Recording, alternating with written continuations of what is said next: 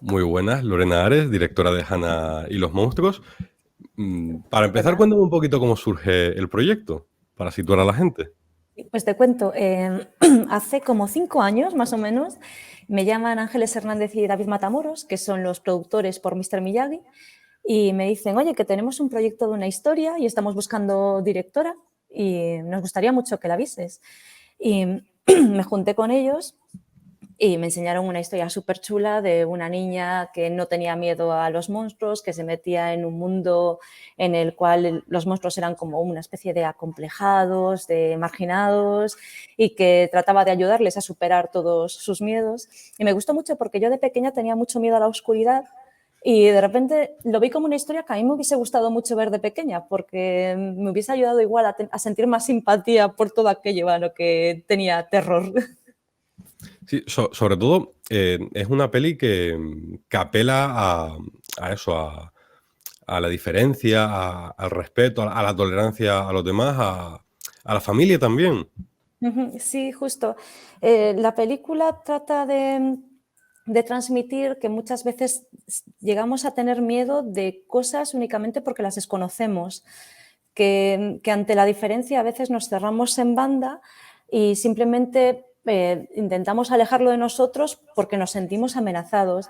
Y precisamente Hannah es ese personaje que intenta transmitir que ella puede, o sea, ella siente mucha afinidad por todo lo que es diferente, porque lo ve como algo enriquecedor y algo que hay que conocer y hay algo que hay que ver y descubrir, y es la que intenta pues servir de este catalizador para que entendamos este tipo de mensaje. Que en ese sentido entiendo que es importante que Hannah, la protagonista, sea una niña pequeña porque no está influida, no está condicionada por esos prejuicios del mundo adulto, sino que lo ve todo con ojos curiosos y con ojos de bondad. Justo, es que es una niña muy pequeña, es muy valiente, precisamente igual por este desconocimiento o porque ella misma se siente en cierta manera diferente y se da cuenta de que lo diferente no tiene por qué representar algo malvado. Y además lo que tiene es que es un personaje muy empático, siente mucha empatía y rápidamente va descubriendo qué es lo que ocurre con los monstruos y cómo puede ella ir facilitándoles a ellos el superar los complejos y los miedos.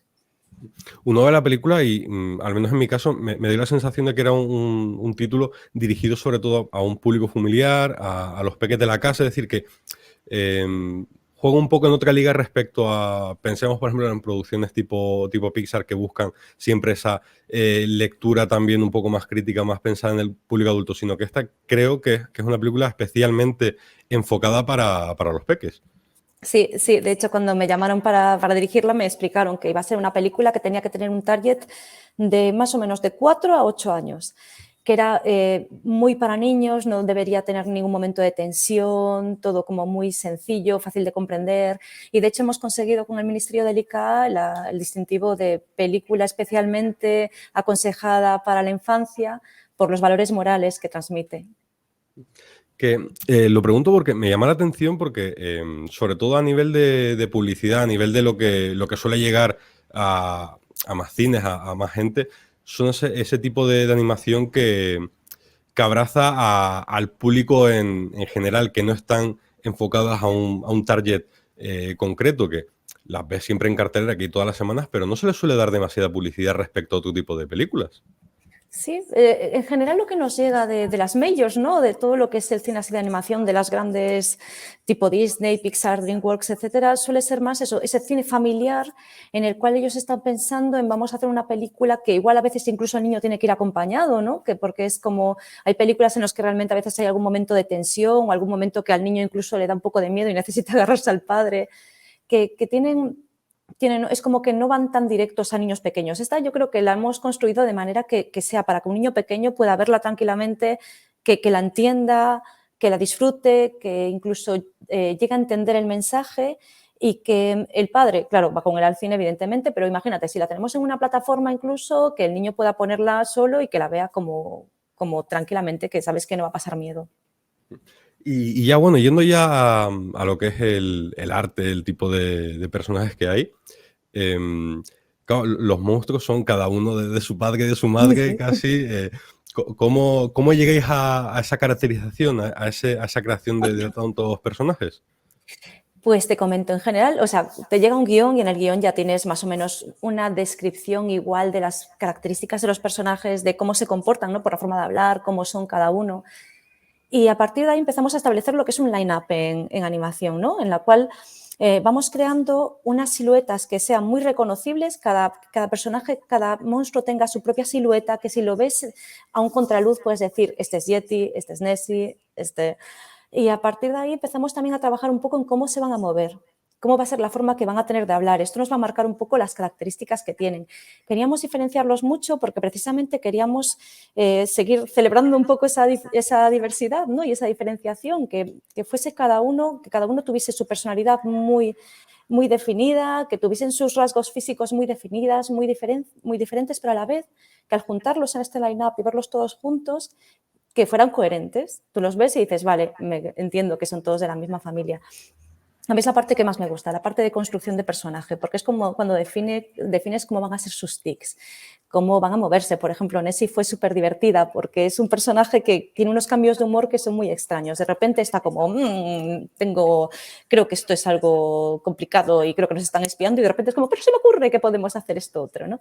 Entonces, ver cómo iba a funcionar esos cambios de diálogo, ese cambio de humor en el movimiento, la cabeza nos facilitaba mucho el poder estar moviéndola desde el cuello muy arriba y abajo para cambiar este tipo de dirección de sentido de la conversación, las aletas ridículas que tiene caminando, ¿no? Que es como que en el agua es súper ágil, pero de repente la ves caminando y es como un payasito con su flotador. Pues todo esto va poco a poco, se va fraguando desde el guión, en la animática, que ya empiezas a dar un poco a poner las poses de los personajes, en cómo vas trabajando los personajes con el departamento de diseño, que en este caso fue con Peraclos, con Owo Time, que se encargaron un poco de todo esto. Y entonces iban enviando siluetas, iban enviando personajes, íbamos retocándolos por encima, pensando, oye, pues igual aquí nos gustaría que se viese más la boca o que se viesen más los ojos, hagamos esta parte más pequeña, y siempre buscando contrastes, porque el contraste al final en animación es algo que te enriquece muchísimo la narrativa. Y estaba claro desde el principio que fueran estos los personajes, es decir, tenemos a Yeti, tenemos a Nessie, es decir, son monstruos que tenemos todos muy metidos en el imaginario, es decir, hay muchas leyendas y muchas historias sobre ellos. ¿Estaba previsto siempre que fueran personajes así tan reconocibles o se planteó que hubiera monstruos de propia invención? Es decir, más cercanos a Closet, por ejemplo. Desde el principio queríamos jugar con ideas que ya estaban en el imaginario popular, ¿no? Nos gustaba mucho la idea de traernos a Yeti, que es como el horripilante hombre de las nieves. Queríamos el monstruo del lago Ness, queríamos que fueran más o menos reconocibles. Sí que hay alguno que igual es un poco más anónimo, pero Closet al final viene a ser el monstruo del armario. Entonces era trabajar un poco con estos que ya todos conocemos, y porque es más sencillo así también que el niño que se conecte con él, porque es como que, vale, este monstruo es este de aquí. Y la elección de los monstruos vino ya un poco con el guión. En el guión ya venía Gárgola, venía Cíclope, y a partir de ahí sí que fuimos desarrollando pues cómo se iban a ver y cómo iba a ser un poco la estética. Que entiendo que en animación, por el tipo de procesos que se sigue, es difícil que queden secuencias fuera, es decir, que lo que trabajáis es lo que va a estar en la película final. Sí, porque tú en animación trabajas en cierta manera en modo contrario a como lo haces en ficción, ¿no? En ficción tú grabas muchísimas tomas, le das todo eso al editor y el editor trabaja con el director pues montando lo que es la película. Aquí digamos que tú trabajas primero en lo que es un animatic, que es, no sé si sabes lo que es, pero bueno, es como el storyboard, pero con movimiento, con los audios, intentando ya marcar desde un principio el ritmo, donde vas a colocar las cámaras, y para detectar rápidamente, incluso le metes a veces músicas de referencia, sonidos, para detectar desde el primer momento en dónde necesitas otro plano, dónde necesitas otra secuencia, porque el minuto de animación es muy caro.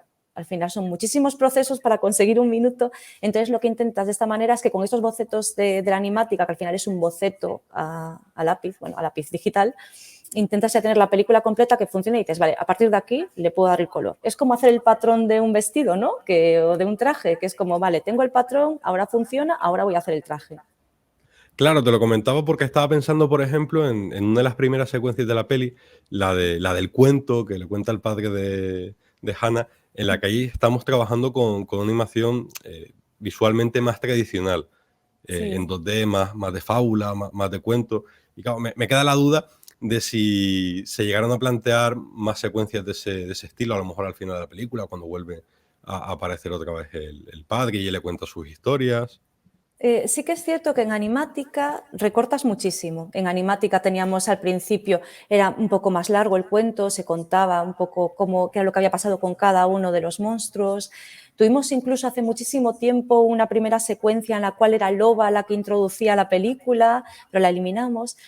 Y hubo un cambio, tuvimos un cambio de animática, tuvimos una animática cerrada y decidimos cambiarla completamente, bueno, completamente no, pero decidimos cambiar unas cuantas cosas y ahí hubo muchísimas secuencias que se descartaron, como alguna secuencia más que había con el árbol, algunas sí, se fueron, eso lo haces en animática. En animática recortas y pegas todo lo que haga falta para luego intentar que cuando tienes todo animado, que no se desperdicie nada. Y personalmente, ¿cuál de los monstruos es el que más te gusta a ti? ¿Con cuál disfrutaste más? Yo soy Team Nessie total, adoro a Nessie, pero es desde que empecé a trabajar con ese personaje, desde el primer diseño, cuando estábamos viendo cómo iba a ser la cabeza, cómo íbamos a colocar los ojos y todo, me volvía loca, porque es muy raro. Es muy rara Nessie. Yo creo que es la más extraña y la que ha sido la más difícil en cierta manera de todos. De hecho, al principio estábamos buscando cómo vamos a hacer a este personaje para que realmente funcione, para que entre en los planos y tenga credibilidad. Y luego, a la hora de empezar a darle un poco la personalidad, empezamos a buscar cómo iba a ser la voz, cómo se iba a mover, y yo creo que es el personaje que me tiene más enamorada. Bueno, pensando, igual, Gárgola, por ejemplo, también tenía su aquel, porque a nivel de acting, las propias particularidades del personaje, entiendo que en algún momento tuvo que suponer también algún pequeño reto. Sí, sí, sí, pero a mí es la parte que más me gusta, porque yo empecé en animación y en dirección, supervisión de animación, y me encanta el buscar cómo se van a mover y a comportarse los personajes. Entonces, con ese me lo pasé muy bien y con Gárgola fue genial porque, claro, Gárgola queríamos una villana que fuera muy pequeña, iba a ser muy digna, ella siempre intentando, ¿no?, caminar toda estiradita y tranquila, pero era como que le haces y pierde los papeles.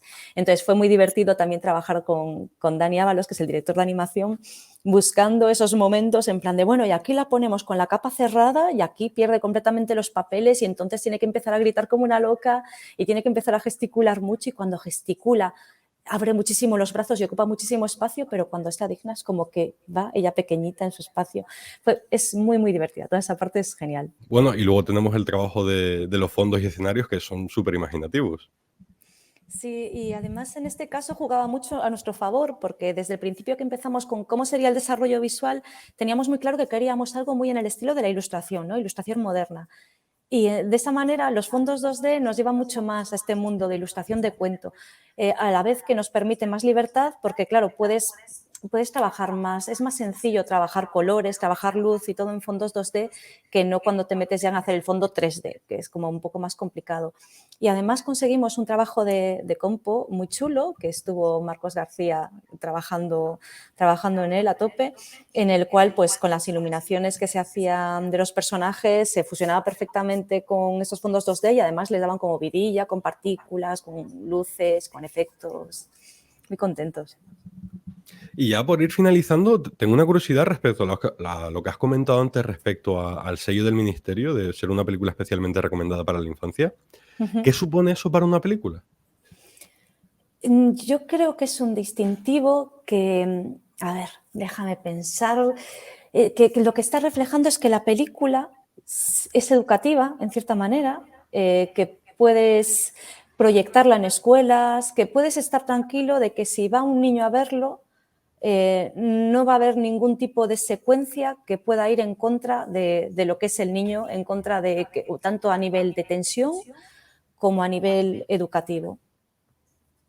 Pero ya te digo Y, que tampoco, que eso es lo que trabajamos a la hora de conseguir porque queremos que fuera una película para niños y que fuera para niños, y fue trabajar todo súper blanquito, todo muy blanco.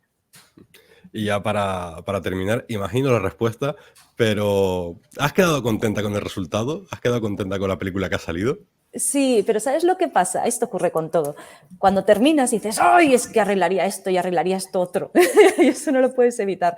Yo creo que con cualquier trabajo que hagas, que al final que tienes que cerrar por tiempo, porque tienes los tiempos que son y ya está, que siempre dices, ¡ay, si pudiera volver a abrirlo, volví a arreglar esta cosita y esta otra! Pero sí, estoy muy contenta del trabajo de todo el equipo. todos han trabajado súper bien, todos los estudios se han quedado prendados de Hannah y han dejado lo mejor en ella. Bueno, pero no me dejes con eso. Cuéntame algo que se te haya quedado en el tintero. No, no, no, porque son detallitos, son tonterías. A veces es en plan de, ay, aquí este acting le hubieran metido un poquito más de tal. Ay, aquí esta luz, me hubiese gustado que fuera un poco más de esta manera o de esta otra. Son detallitos tontos. Bueno, Lorena, pues muchísimas gracias. Ha sido un placer charlar contigo y que haya mucha suerte con el estreno en salas. Muchísimas gracias, Daniel. Un placer y gracias por hacer los eco de la animación, que nos encanta sensibilizar con esto. Nada, muchísimas gracias. Gracias.